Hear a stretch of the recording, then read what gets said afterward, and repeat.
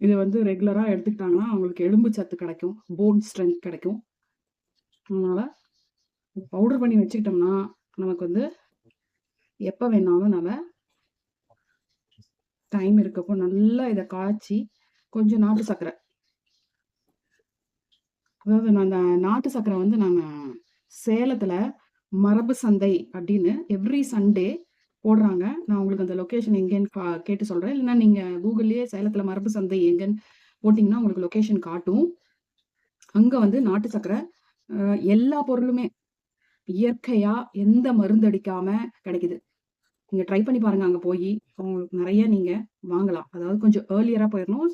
Sundays ஏகப்பட்ட கூட்டம் இருக்கு.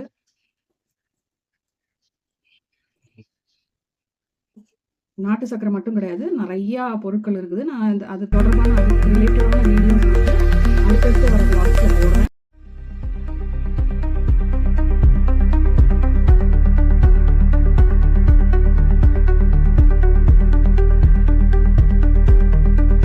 இன்ட்ரெஸ்ட் இருந்தா அத கன்டின்யூ பண்ணி பாருங்க. சப்ஸ்கிரைப் பண்ணிட்டு நோட்டிஃபிகேஷன் பெல்ல வந்து ஆன் பண்ணி வச்சுக்கோங்க. அப்பதான் வந்து நான் போடுற வீடியோஸ நீங்க ரெகுலரா பார்க்க முடியும். பாருங்க. பார்த்து கமெண்ட் பண்ணுங்க.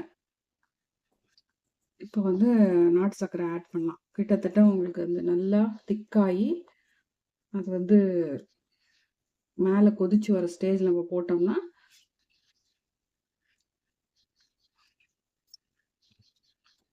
போதும். இதுல கொஞ்சம் பால் ஆஃப் பண்ணிட்டு பால் ஆட் பண்ணுங்க. காய்ச்சின பால. குடிச்சு பாருங்க எவ்வளோ ஹெல்த்தியா இருக்கு அப்படிங்கிறத. பால் ஆட் பண்றதுனால இன்னொரு ஸ்பூன் நாட்டு சர்க்கரை ஆட் பண்ணிக்கிட்டேன். நான் ஏற்கனவே ஒரு குட்டியா ஒரு 15 செகண்ட் ஷார்ட்ஸ்ல வெறுமனே உளுத்தங்கஞ்சின்னு போட்டிருப்பேன். அது எப்படி ப்ரிப்பேர் பண்றதுன்னு போடல. ஸோ இன்னைக்கு ப்ரிப்பேர் பண்ணதையும் சேர்த்து போடுறேன். ட்ரை பண்ணி பாருங்க.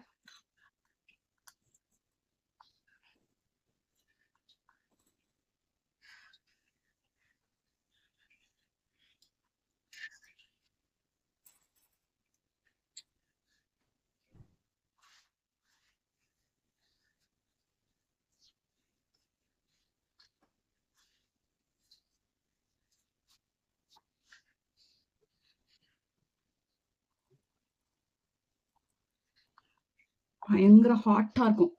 நம்ம கொஞ்சம் காய்ச்சி வச்சுக்கிட்டு 1/2 ஹவர் டைமாவது 15 மினிட்ஸ் டைமாவது இருக்கணும். கொஞ்சம் வெது வெதுன்னு குடிக்கிறது நல்லது. பட் இது ரொம்ப சூடா கொதிக்குது.